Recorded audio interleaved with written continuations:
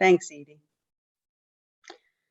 Good morning, everyone. On behalf of the Women's Business Collaborative and my fabulous co-chair, Kay Unger, thank you for joining us today. My name's Pat Shea, and I'm proud to say that I'm a WBC board member. One of my passions in life is the pursuit of equality for all, and I am delighted to represent the WBC in this initiative. For those of you who are new to the WBC, we are an unprecedented alliance of 60 plus women business organizations and hundreds of women business leaders, building a movement to achieve equal position, pay, and power for all women in business. With that in mind, I am so excited to be here today to launch the WBC Ally of Her series for 2022.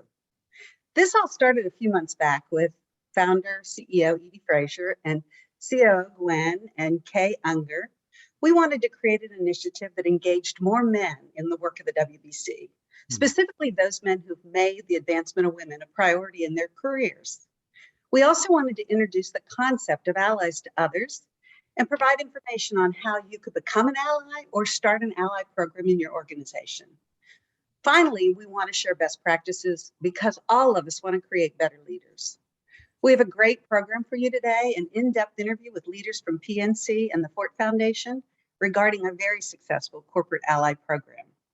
But first, please allow me to introduce our moderator for today's session, Brittany Cole.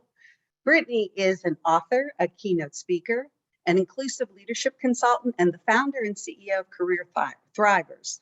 I'm also happy to say Brittany's a WBC advisory champion and a member of the Ally of Her task force. Brittany, it's all yours. Thank you so much, Pat, and hello to everyone. If you are here joining us in real time, or if you're watching this perhaps on a replay somewhere connected to WBC, welcome. We are thrilled to have you joining for this conversation. And I'll just kick it off by saying this is a learning opportunity for all of us. And so I'm thrilled to bring up two experts in the space who have been doing the work of being a better ally of her. And I'm just going to bring them on up. So we have Scott that is joining us from Forte. Scott, good morning and welcome. Good morning, Brittany. Excited to be here. Fantastic. And we have Josh that is joining us from PNC. Welcome, Josh. Good morning, Brittany. Thanks for having us.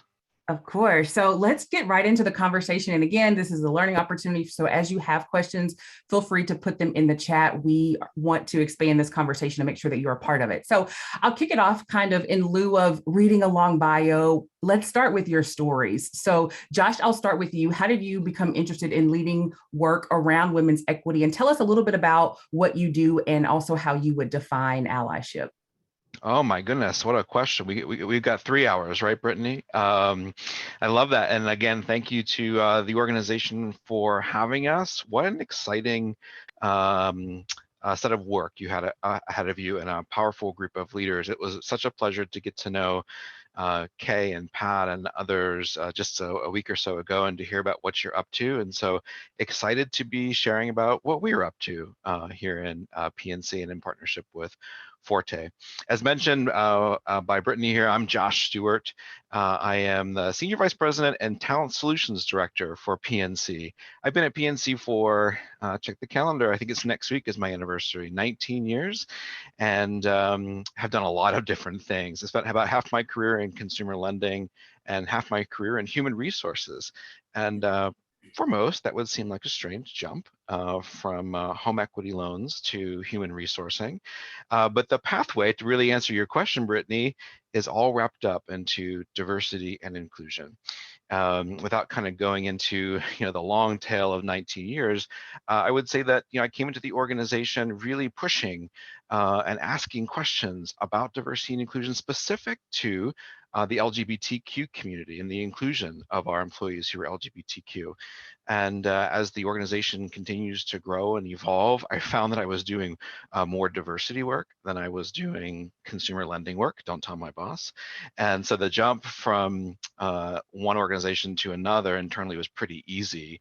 And it came through this vehicle of employee resource groups, which many organizations have.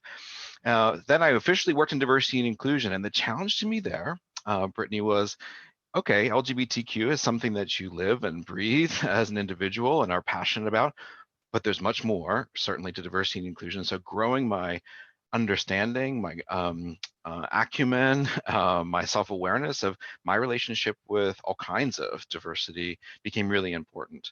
Part of that journey certainly was thinking about gender and getting involved in our women's employee resource groups. And since then, I've been on my HR odyssey and doing a bunch of different things, including building leadership accountability models for diversity and inclusion, and now in a space that really helps to oversee the intersection of talent and diversity. I came to the conversation on allyship and not or gender and allyship, not in a very direct way necessarily. It was one of those stretch assignments onto a committee to learn a bit more. And as I continued to learn a bit more, I thought, there's clearly learning, even from my kind of LGBTQ identity, that I can kind of place into this conversation, or that actually sits in dissonance to what I see isn't happening with gender equity. And so how do I make this all kind of work? And so, taking all those tools and experiences in my backpack and then applying them to something in a very focused way.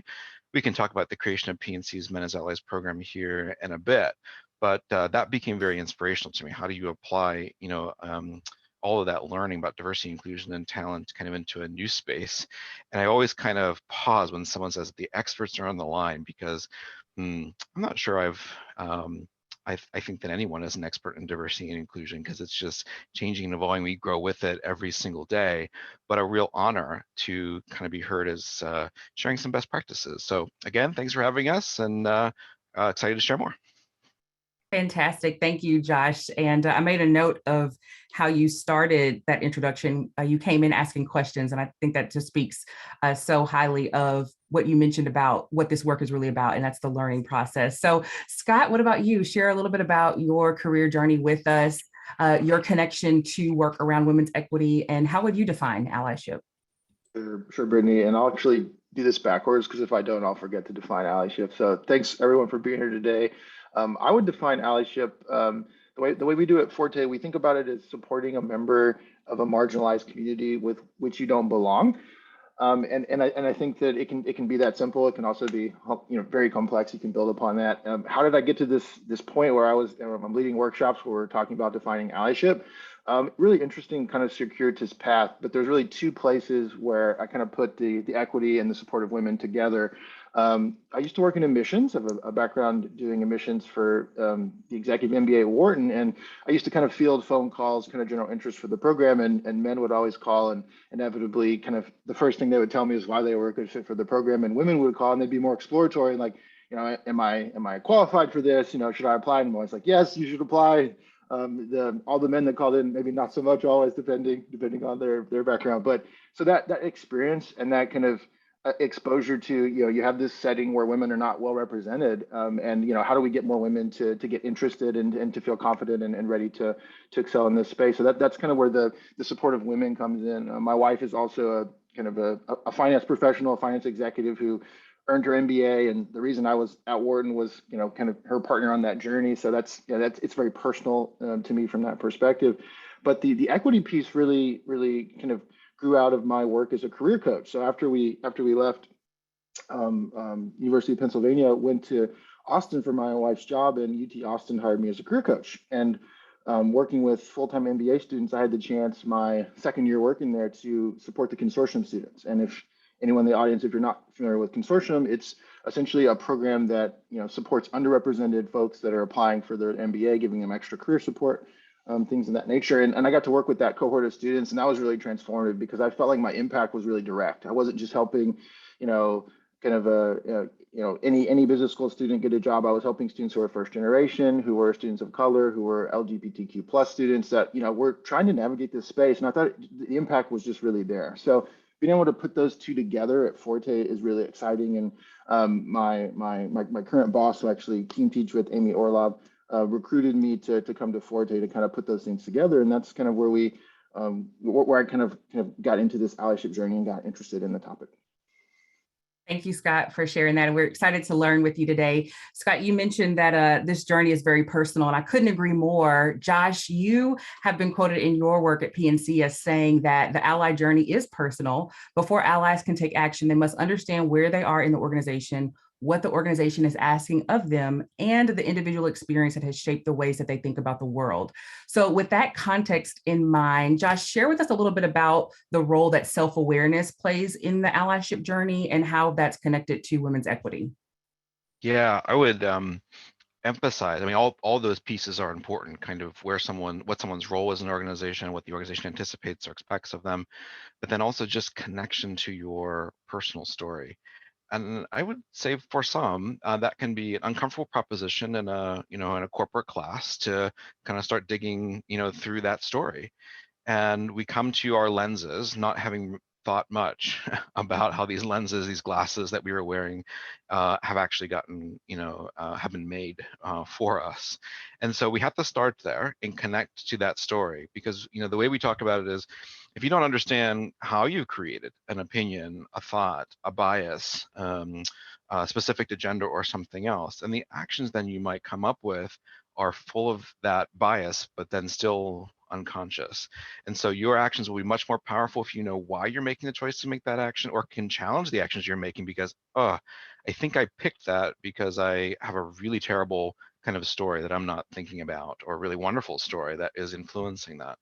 And so we're connecting as part of this journey, allyship, to kind of your personal story. One of the activities that we do that really draws this out to some degree in those sessions is to ask men to go interview women in their lives. And it is the most powerful thing that we do. There are 3 simple questions, and we've asked them to select 3 women to have this interview with. And it's basically, tell me about, what you think about the intersection of workplace and life and gender, and what do you expect of me? And now that you know that I'm going through this program, and the guys inevitably come back and say, ooh, I got an earful. I'm not sure I was expecting that. And they are hearing from their family members, their children, their colleagues about the successes and the challenges, and it kind of brings it right here for them. So that self-awareness of, this isn't just a conversation that's happening outside and around me that I get to drop in on, but something that's I'm very much part of creating the story for the people in my life. So we use emotional intelligence assessments as part of that self-awareness journey, and it becomes very very powerful. I often use the story in the class. It's not necessarily gender related, but I come to this organization going to school for pre-medicine. And I'm clearly not a doctor at PNC. We don't have, or maybe we do have them, but no one's doing surgery at PNC. So how do I reconcile this idea? I wanted to go into pediatric oncology, and I spent many years kind of floating around lending and human resources, saying, well, we closed that chapter, and I'm onto a new chapter, called banking. But after you really think about it, well, what is it that's making you passionate and sticky in banking and diversity and inclusion? It's this idea of caring for people. It's this idea of helping people that may be in a position where they can help themselves. And so the linkages there then take me back to my story of, purpose work. And so the purpose and gender equity can be very different to a person. And let's connect with that before we move ahead and just pile on a whole bunch of action and additional learning. Yeah, that's fantastic, Josh. And I couldn't agree with you more. And I would say it's perhaps a bit counterintuitive, particularly when you layer on the energy around this work over the last 2 years. You can jump into it and be very outwardly focused. How can I support? How do I advocate? How do I add voice with? When really, just as you mentioned in that great exercise, it's about that self-awareness and really understanding where your position of power lies, so that then you can extend that to really empower and support others. Thank you for sharing that with us. I see a question in the chat. Josh, I'll come back to you briefly here about questions. Can you maybe share with us some questions that would perhaps be good for men that are listening on the line if they wanted to pull that exercise into their own personal life? What are some things that they could ask to kind of illuminate some of their own personal power? Thanks, Brittany, for reading off that question. I should have disclosed and forgot. I don't have access to the chat in my organization, and so if you're chatting me and giving any kudos or questions, I won't be able to see them. So I appreciate anyone who can kind of throw those out to me instead. So Brittany, thank you for my question ally here in this moment. Great questions are the simple questions. Don't load them up with lots of complexity. So the first thing might be, we asked 3 questions. One is, I'm going through an experience, and maybe you're not going through an experience like we offer at PNC, but maybe you're just going through your own kind of personal journey. And I'm increasing the expectations of myself of what it means to be an ally or wanting to be an ally. Now that you know that I've created that for myself, that expectation for myself, or I'm going through an experience that it creates expectation for that, what is your expectation of me? And it would be a great question to ask. You can get lots of different answers. I asked that question of my grandmother as part of the exercise. I got a very different answer than a colleague. And so that's one. The second is just a very kind of clean question and says, I'm exploring the relationship between gender and the workplace. What have your experiences been at that intersection, good, bad, or indifferent? And see what happens there. And then say maybe just a little more granular question if your interviewee doesn't quite get there in their response. What differences have you seen of the experiences of men and women in the workplace? If you're interviewing someone young, you might just change workplace to school or whatever the right kind of context is. Those sound like really simple questions, but I promise you, you'll get an hour's worth of dialogue out of that. Thank you for sharing that. So Scott, with this Ally of Her program, we are really looking to engage more men. And so as more men are engaged, and we've talked a lot with Josh about self-awareness, sometimes there's this kind of knee-jerk reaction to have a quick solution to what are the actions, I want to go out and get them done. So how have you and the Forte team really built your Men as Allies program in a way that is actionable, yes, and impactful, but also really relevant to meeting the needs of different organizations? Yeah, happy to talk about that, Brittany. Thanks for the question. And I'll throw up in the chat in case anyone's curious. PNC and Forte worked really hand in hand on this interview assignment kind of idea. And so Forte has kind of a similar model. And if you want to read this article after the event today, you can check it out. We kind of talk through that, interviewing women in your life and what that looks like. In terms of, and I'll break this down in terms of action, impact, and relevancy, Brittany. I really like that you give me structure to the question, which helps me structure my kind of rambling answers. So at Forte, when we think about kind of the actionable piece, we, instead of providing a list of actions to take to make yourself a good, quote unquote, good ally, we rely on a framework because we found that a list of things to do doesn't solve the issue, right? It's not as simple as, well, I need to do X, Y, and Z, and then I'm a good ally, call it a day, and head off and into the sunset. A framework is more helpful because it's about a process of kind of exploring and inquiry before action. And I think a lot of men were socialized to, excuse me, come up with solutions right away and act. Sorry about that. And to act instead of kind of think and gather information. And so our framework has 4 pieces. They are evaluate, educate, engage, and elevate. But the biggest piece of that is actually kind of the gathering of the information. So the evaluation stage, I always tell men, like the first thing to do sometimes is notice and listen. And that's the hardest thing for us to do sometimes as men. So really kind of encouraging our men who participate in our program to do that is really impactful and kind of opens their eyes. But I think the interview assignment that Josh mentioned is really the foregrounding for that. So before we give them a framework, before we talk about, allyship is not about a list of action items, we have them do the interviews because that helps them pause, kind of take a step back and kind of get in that mindset. In terms of impact, we do a lot of, we don't do a lot of measuring and a lot of data collection because I think this is a very kind of personal journey people go on, but we do a snapshot at the kind of the before and after of the workshops and the trainings that we do with men to get a sense of what's your comfort level with an understanding of allyship when you started working with us, and then what is it at the end, kind of at the end of that journey. And it always goes up, right? I think it's just part of it is that, there's not a lot of spaces at work to kind of think about being an ally where you can make mistakes, and it's kind of a safe space to do that. So we try to make that space, a place where you can make mistakes. And I think that, if you're listening in the audience today, one key takeaway that I hope you remember is that in terms of allyship, expert is really not a word that really is effective to use. It's really not helpful. It's more about, folks that are committed to that journey of kind of making mistakes and supporting women and getting to know women one-on-one in your life, because each woman that you're supporting is going to need different things, because no 2 women are the same. They all have different intersectional identities that are coming into play there. And in terms of relevance, and kind of how we're kind of thinking about allyship, we started working specifically with men because we felt like it was a large group of people that didn't know what to do but wanted to do something, right? And we found in that journey that we've had, a very large number of women whenever we would do these Men as Allies trainings at corporate corporate events and things, that they wanted to be part of it too. And so we actually started kind of resulted in a rebrand where instead of focusing on men as allies, we think of it more broadly as allies for gender equity. And the key kind of aha moment for us was that, oh, women can be allies for other women if they have different identities, right? Because no two women are the same. So you can start to think about, as a woman, maybe it's not gender equity particularly that you're thinking about when you're supporting another woman. Maybe you're thinking about racial equity. Maybe you're thinking about another identity marker someone has. So that being part of that journey has been really, really exciting. And I think one thing at Forte that we try to model is that allyship is about mistake making and kind of transforming yourself and being open to change. And I think that's reflected in the fact that we changed the program, right? We didn't kind of keep trying to hammer home it's men as allies only. It's instead of what we did instead, broadening that and letting everyone be part of the conversation, which is actually how you get real change.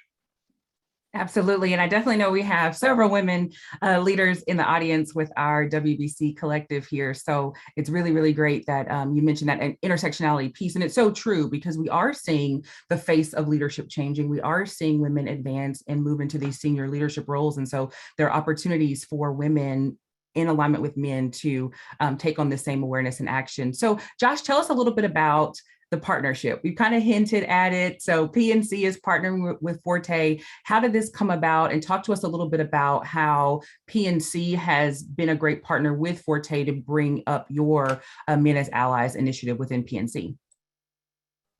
Absolutely. So it's really right time, right partner, kind of all things converging and helping us to take our next steps in our diversity and inclusion pathway. So one of the very first slides that we offer in the program is this is a continuation of a journey, and some men who join the program don't know what journey we've been on, and so we put out for them all the things that we are doing. For a long time, we've offered a women's business advocate certification that thinks about our interactions with customers and women-owned businesses, and that continues to mature. We have women's leadership development programs, specifically helping women take their next steps in the organization. That has been around a long time and continues to mature. We have our women's employee business resource groups, which of all of our employee resource groups are some of the largest and are spread across the entire footprint. And I think even I have to check, but I think they might be the first of our employee business resource groups from some time ago. So all these things begin to add up and build a momentum in the organization, and all things really being inclusive. So we never said that men could not join the women's employee business resource groups. They do, and they can participate fully. But one of our standards of leadership in the organization is includes intentionally. And so how do then we become intentional about the people that we include in these conversations? Those who might not be quite ready or those who don't know how to do it, what does that look like when it comes to allyship and intentionality? And so we looked all across all the things that we do. Everything is in a different place in terms of its maturity. So the things we do in LGBTQ are different and at a different place than the things on disability inclusion, the things on gender, and certainly all these things are intersectional. But if we're kind of looking at them as their own pieces, everything's evolving at its own pace. And so at some point, one of the executives was approached by the then president of the Women's Employee Resource Group and said, I'd love to see some of our executive team more involved and conversations around gender equity. And so that began the ball rolling. Kind of a steering group, if you will, came forward. A lot of kind of learning and education had to happen there. And as that continued to evolve, the question was like, okay, well, it just can't be 10 of us or whatever the number was in a room talking about this. How do we really extend this out? And can we each tap 10 people on our individual teams to do more of this? And what does that look like?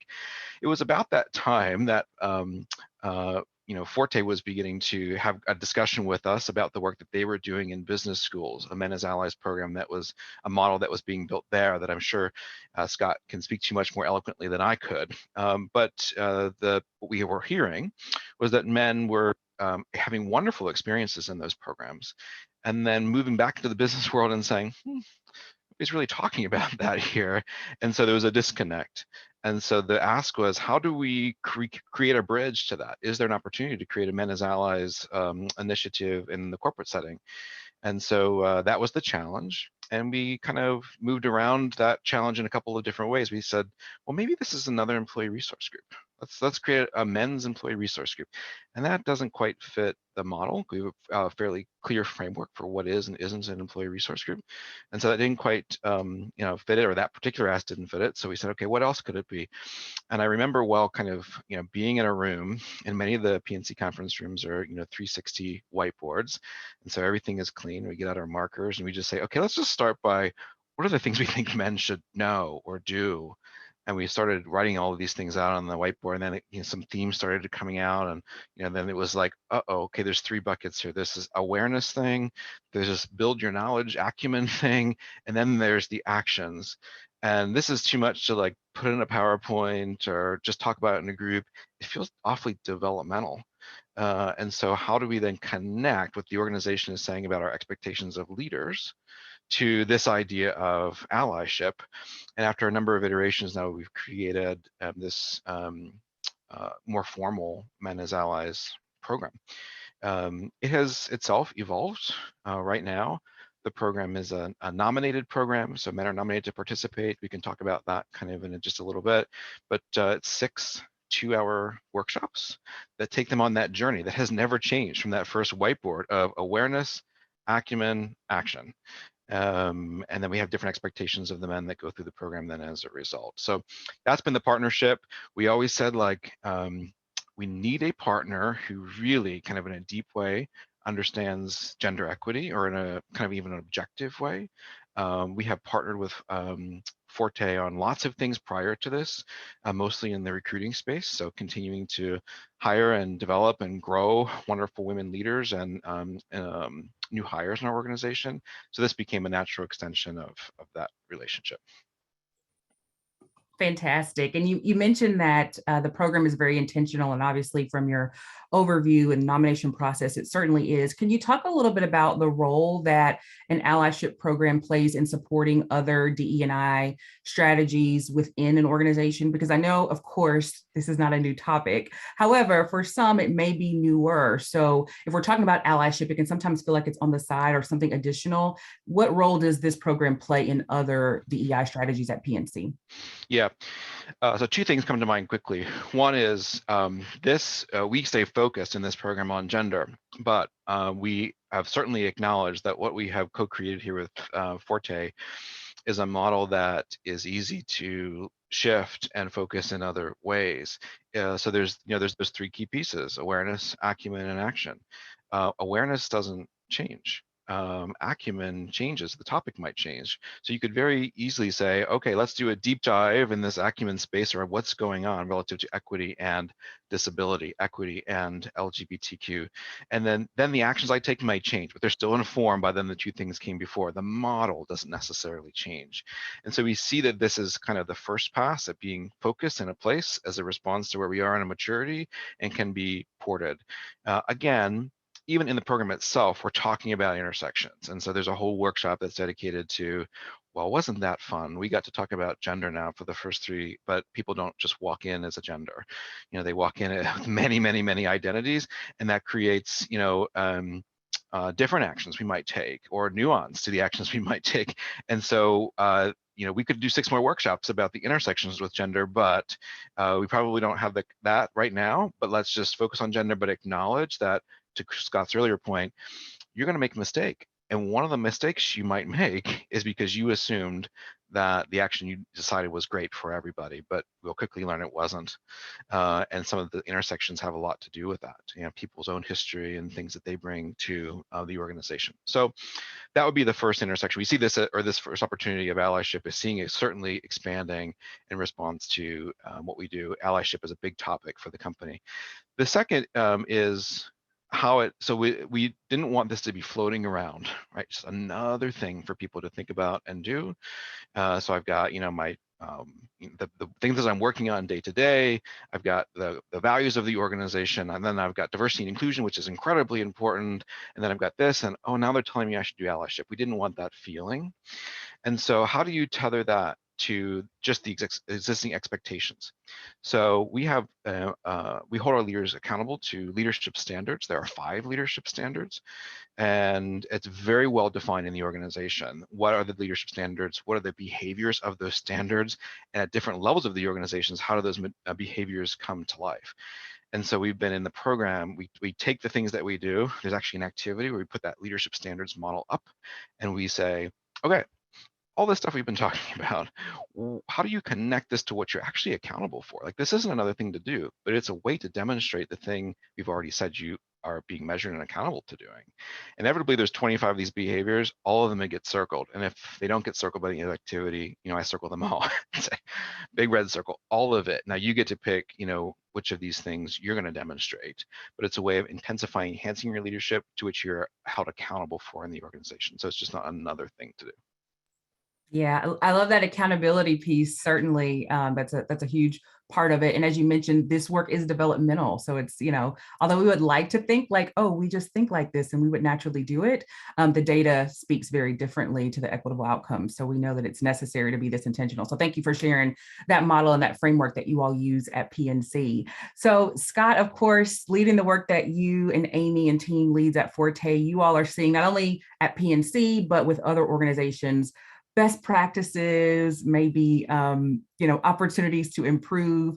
Tell us a little bit about what are maybe some of the top best practices that you've seen, Scott, in terms of ways that organizations can include an allyship program like what PNC has to advance gender equity in the workplace. Sure, Brittany, thanks a lot. And I remember when we were talking before the session, kind of preparing, you asked for the top 3, and that was fun because I could think of a lot, but I think kind of narrowing it down to 3 is helpful for folks in terms of memory and whatnot. And I'll start to Josh's point about thinking about ways to kind of build into the actual performance plans of senior leaders. Equity is an important thing that matters, right? That we're measuring, that we're thinking about.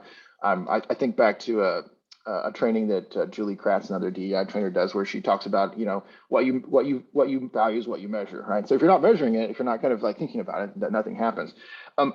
My first kind of piece of advice would be, if you are a senior leader, don't just kind of donate money to the kind of the concept of gender equity allyship or other allyship, but actually show up to the trainings, and don't just show up at the beginning for the kind of the spiel that kind of sets the tone and then leave, right? I've had so many trainings where it's a great group and you could tell that executive really cared and they had that buy-in, but they stayed for 10 minutes and they didn't come the rest of the session. Sometimes they even register and don't come. So I think, to be honest, like spending less money but actually coming, I think would send a message throughout the org that that this issue matters. So I think that just the showing up from the senior executives would be the first piece of advice.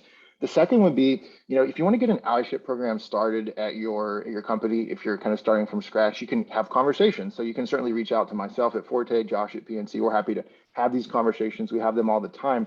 The pain point you'll run into, first off right away is who's gonna actually manage your program day to day? Who's gonna send out the calendar invites? Who's gonna find time on people's calendars, which is the hardest part, honestly, of just kind of getting started. And so identifying who are the program managers who are gonna really be the champions of this and are going to share that workload of getting that scheduling, making it happen. And ideally, these are folks that are allies, not the folks you're supporting. So like, don't if you're on a team and you're trying to organize this, don't ask the women on your team to send out the calendar advice for the gender equity, discussion, right? These things sound simple, but in practice, they play out sometimes that way. And I think also the third and kind of final thing that's helpful is, you need to find ways to create space where people can be vulnerable and learn and make mistakes. And that doesn't mean that you put everyone together at once all the time, right? So we found in Forte that one thing that was really successful is getting groups that were, kind of 100% men to have some initial conversations and kind of processing their experiences allies was really helpful, right? At the same time, you also don't want to isolate folks. So you want to find opportunities to put people in conversation, but also giving them the chance to be in a group where they have a similar identity to folks and can share that experience. And I think a lot of the times, there's that tendency to, if you have a training, to have everyone come and then the training's over and then we move on. But if you're not facilitating one-on-one conversations across identities and kind of creating space for that, you're not going to necessarily get movement in terms of progress with, whether it's gender equity, allyship, or other allyship efforts you're trying to work about. So it's creating that space for vulnerability, which is not always like training everyone at the same time. the program manager, like giving them support, also bringing visibility to that. If someone is spending time to set up the gender equity kind of training kind of apparatus at your company, maybe that's part of their performance plan, right? Maybe that's part of the case for why they should be promoted, right? So making it important. And then that final piece, if you are an executive, actually attend. And I think that's more important even than the money you would designate, on a line item for this. Thank you for sharing that, Scott. So I wrote down show up, have smaller groups so that you can have more space for vulnerability, and then have that person that's a program manager that is managing the logistics and operations of the program, but also recognizing that that is developmental work, it's leadership work. So recognizing that, of course. And I would add to that list, if that's okay, because we definitely see some great insights at Career Thrivers as well. I'd be remiss if I didn't share. I think that another key thing to keep in mind with these gender equity programs is just that intersectionality piece that Josh mentioned. And so I think that's so important, because the data just shows even within gender equity, there are differences, particularly when we're talking about women of color. And so I think it's really important to know that sometimes you can be doing gender equity work and it still misses the mark in terms of the cross section of women, in terms of women of color. So making sure that you're adding in that piece and being really intentional from a race perspective and incorporating that in with your gender work.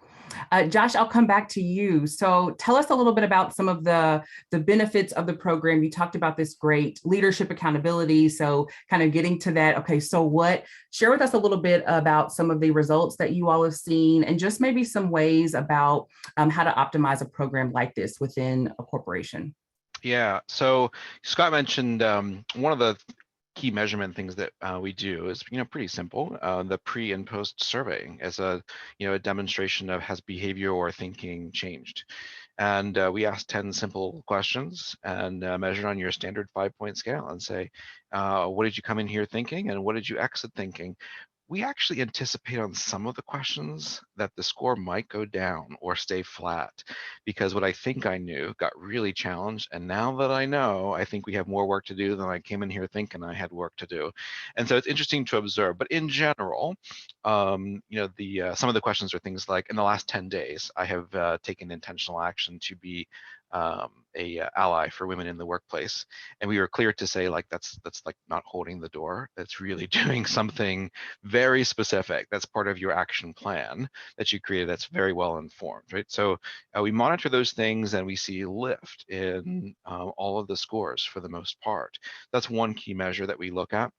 We partnered with Forte to really help develop the right kind of questions that are a mix of my knowledge has changed, but then my behavior has changed as well. The second thing, and these are more suggestions if you were to implement your own kind of program, right? Things you might be thinking about. If you have engagement scores in the organization, this is something worth looking at. Are the engagement scores cut? Can you look at that by gender in your organizations, and what kind of story does that tell you? Or kind of multiple intersections. So what are women of color saying in the organization that may be different? And so how do you use those kind of tools, and then how could the program impact that? You also, so at PNC we're offering the program 3 times a year. Our goal is to put 100 men into the program annually. And it's kind of leans on the last part of your question here, Brittany, is what have we learned? So we've gone through a number of iterations of this.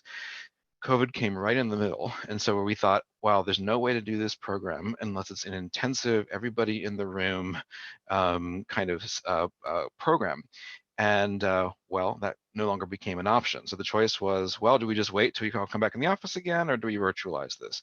So we actually took a little time off and revamped the program and made it all virtual and offered it for the first time in an all virtual format. And so that's one of the iterations that we went through.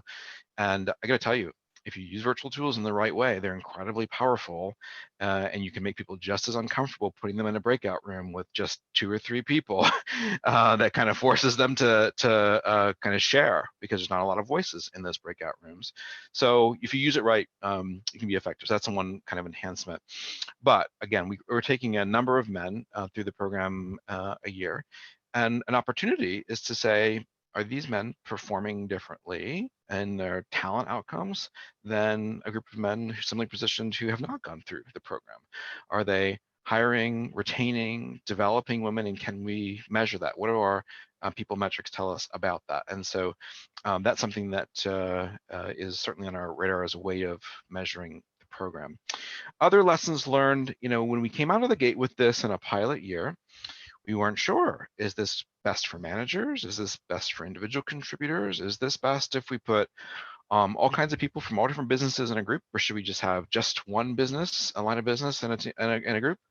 And so we kind of tried all of it. Where we have landed is this is a program designed for mid-level managers of people, because the expectations and that we can set and the conversations we can have around talent outcomes are different. We can go deeper into talent metrics, and then the outcomes can be measured differently as well, because they have influence over the decisions. But the expectation then is that they are taking this information and cascading it. So that was the first kind of major change. The second was, well, what kind of guys are we looking for in this program? And we're very clear to say this is not remedial. This is not, someone called the hotline, you did something quite egregious that we might relate to gender, and now you have to go to this program. That is not what this is. We are looking for advocates of diversity and inclusion, champions, folks who are already kind of getting it. It's a nomination process from their business or their executive leader. They're known to us as being someone who can influence greater outcomes in the organization. Not that there aren't hearts and minds to change and evolve and grow in the sessions, there are. But our point is to kind of stay in that lane of someone who's ready to go or really great at it, make them kind of take them to the next level. And the third thing is this business question. Do you just do it in one line of business and go really deep, or do you just bring a whole bunch of folks in the room? We have, for logistical reasons and inclusiveness reasons, it is a blended cohort. And so we've got people from every line of business coming together. A lot of awesome information sharing that happens and best practices that emerge. I would say that I wouldn't throw out the opportunity to do it specifically with one group. We did that specifically with our legal team in the pilot. And my observation was they could go faster and further in their discussions because they were already, there were some assumptions or some history together that they didn't have to kind of go through. And even safety that's created when I know my peers, but if I'm in a blended cohort, I'm not sure what I should say out loud and how that might be used against me. And so we spend more time in these blended cohorts creating rules of engagement than we maybe normally would in a typical training and development session as a result. So there's a couple things. Yes, thank you for sharing that, Josh. And the intentionality around who's involved, I think, really speaks to those talent outcomes that you mentioned, because at the end of the day, people want to know. And of course, as the Women's Business Collaborative, we want to see that advancement of women. So is there anything that you would add relative to, seeing the program perhaps create more women leaders? You mentioned retention and development, but there's also that advancement piece of seeing more women in leadership roles. So any comments to add there as far as leader representation? One of the compliments to this program is, that I mentioned earlier on the that senior group that serves now kind of as a steering role. They wanted to expand their work. They are also now through this program taking up sponsorship.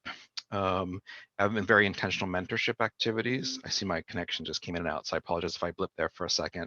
And so through that sponsorship and mentorship activity, we can have kind of a measured look at, is that having an impact on the progression or the velocity of women through the organization? So very much something that we're looking at. We don't prescribe to the Men as Allies cohort that one thing they have to do is mentorship, but for this senior steering, that is one of very intentional action that they are taking up.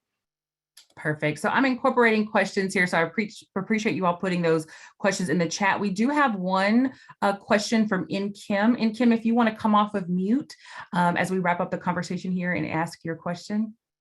Absolutely. Well, thank you, Josh and Scott. This is so insightful. And just thinking about this from a place of having the impact and the outcome you're looking for, it takes two. So what are the things that you do to prepare the women to be receptive to the male allies? As you know, this is in some ways embedded in the challenge of masculinity. So how do you prepare the men to not be as defensive of their masculinity and the women to be more receptive of how that has been redefined, I guess, as we become more and more women leaders in the space that only men used to play in? I mean, Kim, do you have another hour? That's an awesome question. And I think something that we are growing into. A couple things, I'm sure Scott will have things to add. One thing that's really important, and we are doing and kind of growing into, is communicating what this is. It's not a secret society. It's not this thing that you get nominated to and nobody knows about. And so you have to be clear what this is and be ready for feedback. You know, I think in the initial article that we did in the employee population about it, referenced this program. There was some feedback that kind of came back. Oh, I don't need a man to help me. And so how do you prepare for and address that? How do you use your women's employee networks to talk about this program, include men kind of in their programming as well? So this is not the only thing that's happening that engages men, and set the expectations of what this is. We actually use those employee resource groups as we're happy to take nominations of men through those leadership teams. And so that can be a way of crossing the conversation, but being transparent about this program, what it is, and what it's meant to accomplish for the organization. Scott, what would you add to that? Yeah, so that's a great question. I wish we had a whole nother hour, but I can speak to this in the Kim a little bit in terms of, so when we have allyship trainings, to Josh's point, you actually want to start with the folks that are already bought in. And if you start with men that think allyship's important and women that want to be part of the conversation with men, it's actually really easy to kind of build that foundation. And I like to think about culture at your company as it's one relationship at a time. So if the first people that are engaged in this gender equity work and support, and particularly these first conversations are happening between men and women, to your question about how do you prepare women. So if the women who are already engaged in what and are open to having those conversations and giving feedback to men and kind of having that dialogue, if you're starting with them as the baseline, you can build out the culture from there. And you're also not going to win over everyone. So the goal here wouldn't be to get every woman comfortable giving direct feedback to every man at the company about how they could be a better ally, right? It's going to have to be built over time, and you're going to want to start with the folks that actually are already bought in, and that's kind of the secret sauce at Forte that we talk about, that a lot of companies don't think about. They think, oh, we need to train everyone at once, whether they're interested in this topic or not. And actually, as Josh has talked about, if you start with that baseline of people that want to have conversations, then you can build that trust and vulnerability. But it takes a long time, and you can't. There's not like a magic wand you can wave to where all of a sudden everyone's kind of giving each other vulnerable feedback. And I think their question is, how do you create space for one-on-one conversation? So like if there's not a time in the day or a time in the year or a time in the quarter when women on a team are talking to men on the team about gender equity and kind of what they're experiencing, how's anything ever going to change, right? So how do you build in some space to give feedback that's even more casual and building a relationship out of it? So. Thank you so much for your question. And thank you again to Scott and Josh. This has been fantastic. And this is a kickoff. So if we did not get to your question, just know we'll be with you for 12 months. So you'll have another opportunity to come back, and we'll save the chat too and see if we can't circle back around with some of the specific questions to pass those along. As we wrap up here, I always like to close with an implementation intention. Like, we come here, we get great insights, we're inspired. What are we going to do? So Josh, Scott, briefly, I'll ask you, what is one way that you intend to be a better ally this year? And then we'll turn it back over to Gwen. I'm making Scott go first so I can say me too. Scott? I'll happily go first, and because I'm a educator by trade. Tacey just wanted to respond to your question in the thread, which is basically, how do we make this? You say I know the work men is doing is important, but how do you position men as allies without excluding other female peers? So like, we learned this at Forte, right? The answer is like, maybe make it about allies for gender equity broadly and invite everyone to the table, but create spaces where men can kind of process, the white knighting and problematic behavior they have kind of in a separate space, but then they can come together with women to support them.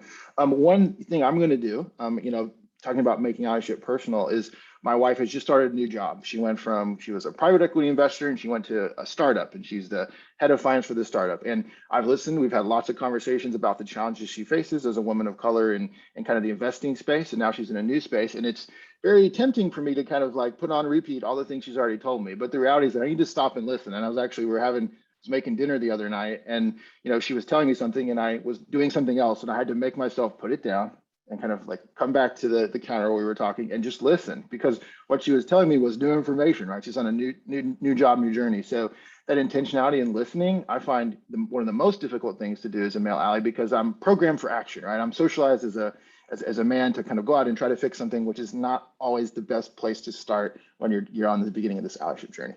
So that's what I would say. Josh, what about you? Awesome, Scott. I always steal Scott's answers because I learn from Scott every time I'm together with him. And so I would add, the first part of the question is what can men do? It would be, we talked a lot about the workplace today. I would just add a dimension here is like a lot of this can start or continue at home. And so really inspecting your actions, the balance of kind of work at home, the expectations that we have of who does what at home can be as important as an ally, because you don't turn it off from doorway to doorway. So if you're doing it at home, it's going to come into the workplace and vice versa. And so I would challenge men to think about that in their personal lives as well, including inspecting your network. And this probably is the second thing that was probably on my mind this year. We sat down, and I'm looking at my, at-home office, which has a sofa right there. We sat there just a couple of nights ago, creating resolutions or goals for the year. And one thing that I did with my husband was we've got to expand our network and just be interacting with different kinds of people, different parts of our community that we just aren't connected with, or at least unintentionally so. So that becomes an activity or an allyship action for men in your lives, at work, at home. What is the gender balance? Who are your go-to people? Are you going to women for opinions? Are you proactively engaging with women outside of the workplace? And then what kind of activities do you then promote to your team that are inclusive networking and engagement building opportunities? So that network inspection is important as a second action for men, but that's also something that I'm taking up this year, being intentional about growing that and diversifying that network. Thank you, Josh. Thank you, Scott. I'll add my implementation intention is just to take those 3 questions. I'm onboarding 2 new women team members and asking those questions as a part of our onboarding. Those were great. Thank you for sharing those with us. So at this time, I'll turn it over to Gabriella. She is going to wrap this up for us and share a little bit more about our WBC 9 actions. Gabriella? Great. Thank you. Thank you so much, Brittany, Scott, and Josh. We appreciate hearing the story of allies and women's equity at PNC. It was wonderful. And how the Forte Foundation built a program to create education, awareness, and empowerment at PNC through their program. As you heard, changing workplace culture takes time.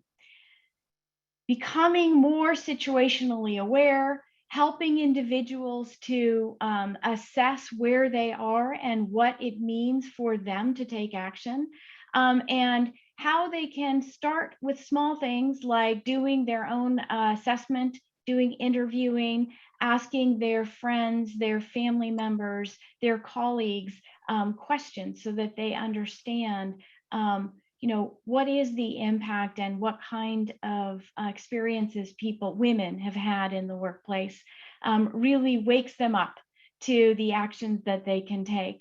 I love the approach to asking those questions, to taking the assessments. I like Forte's framework for action, which is a process of exploration and discovery, evaluation, education, engagement, and then elevating the women in the organization. And it's important to understand that first step of awareness around notice what's going on and listen. Listening is probably one of the most critical things that any of us can practice every day. It's great to hear the journey on building this program and how you connected the actions of allies into the leadership behaviors and expectations that PNC had of their mid-level managers, and making that something they're accountable for every day. And the role of the executives to really support and show up to those training sessions, I think, is critical. We have a number of resources for you, all of you participating today, so that you can read more about this case study of PNC and the Forte Foundation. That's at our WBC website, and you can check out the fortefoundation.org site as well. And many thanks to our moderator, Brittany Cole, who is the CEO of Career Thrivers. She wrote a blog recently on the topic of cultural change in your organization and how to build a more inclusive organization through allyship. The WBC has also posted her commitment to allyship if you'd like to take a look at that and make your own commitment to organizational change. Change really starts with each individual coming into awareness and taking action and their own personal empowerment. You can check out my ebook on personal empowerment of allies, which is also posted at the WBC site and at gabriellaschuster.com. So Gwen, I'm going to turn it over to you for any closing comments. Well, thank you, Gabrielle, and thank you, Brittany, Scott, and Jeff. This has been fantastic. And as Brittany mentioned, this is the first of a series we will be doing in 2022. So we are thrilled to have all of you here and everyone here. The Women Business Collaborative recognizes that men's leadership, advocacy, and sponsorship, all the issues we talked about today, are fundamental to women achieving gender parity in the workplace. And through our Ally of Her initiative, we are engaging and recognizing more fully the men who are committed to the work of the Women Business Collaborative and have made the advancement of women business leaders a priority during their careers. So we support our male allies who are champions, partners, and sponsors of the Women Business Collaboratives, and who are working across our 9 action initiatives. For those of you that are new in the audience, we have our 9 action initiatives. The first 3 focus on women's senior leadership in business. They're women CEOs and sponsorship. They're women in the C-suite with P&L responsibility, and women on the boardroom. We also have 3 action initiatives that focus on industries where women are underrepresented, such as women in tech, women entrepreneurs and access to capital, and women in capital and finance. And our last, they cut across all. They are gender and pay parity in the workplace, diversity, equity, inclusion, and building the pipeline. So we are just thrilled today to have the audience that we have today, to have the team that we have today, to speak with people like Forte Foundation and PNC about the work that they are doing to advance female leaders in business. And we are thrilled that you all are joining us. So we look forward to doing this throughout the year and recognizing the men that are across the WBC board, advisories and leader councils, partners and sponsors, and all of the men and women and people that we work with every day. Thank you for joining us today, and have a wonderful Wednesday. Thank you, Gwen. Thank you, everyone. Scott and Josh, thanks for your time today. Be expecting a call from me and a formal invitation to join the WBC. For those of you who want next steps, number 1, to our website and join us. The WBC wants all of you to become part of our movement. And 2, before the day's over, practice being an ally. Thanks, everybody. Thank you.